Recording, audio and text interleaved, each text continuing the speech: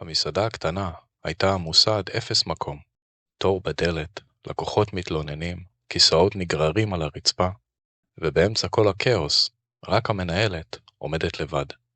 המלצרית שאמורה הייתה להגיע, שוב מאחרת, והמנהלת כבר מותשת, מזיעה ומאבדת סבלנות. דווקא אז נכנס ילד קטן, בערך בן 8, שקט, עדין, מתיישב בפינה כאילו לא רוצה להפריע. היא ניגשת אליו, נוקשה מעט, ושואלת, מתוק, איפה ההורים שלך? אבא שלי במשרד ממול, עונה הילד. אפשר גלידה? כמה זה עולה? הגלידה הרגילה, 15 שקל. הילד מוציא כמה מטבעות ומתחיל לספור. לאט, אחד, אחד. הלקוחות קוראים לה, והיא כבר על סף פיצוץ. נו, יש לי עוד הרבה עבודה, היא נוזפת בו. תגיד אם אתה רוצה או לא. הילד עוצר, מרים מבט ושואל, יש אולי גלידה זולה יותר? כן, יש ב-12 שקל, היא עונה בעוקצנות. זה מה שאתה רוצה? הוא מהנהן. היא מכינה לו את הגלידה בהנחה כעוסה, ונותנת לו אותה כמעט בלי להסתכל עליו. פתאום, אביו של הילד מסמן לו מהחלון שהפגישה הסתיימה.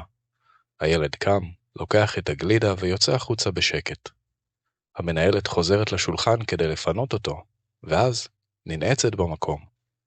היא לא אומרת מילה, רק מתיישבת לאט על הכיסא מול השולחן, מביטה במטבעות שהשאיר, ופניה קפואות.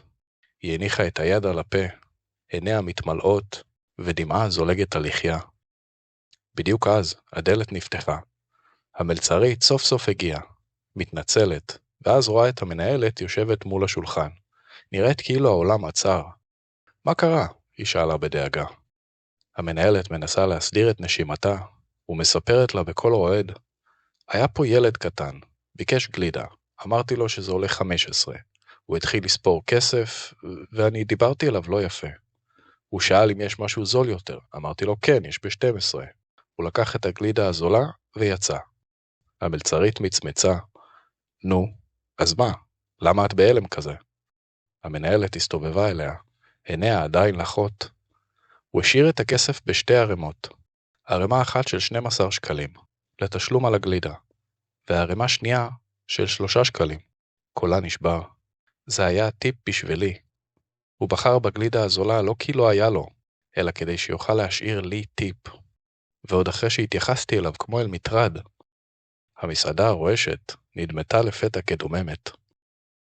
אנחנו רואים רק את מה שעינינו פוגשות, אבל את הלב של האדם שמולנו, את טובו, נדיבותו וכוונותיו, אנחנו מגלים רק כשכבר מאוחר מדי.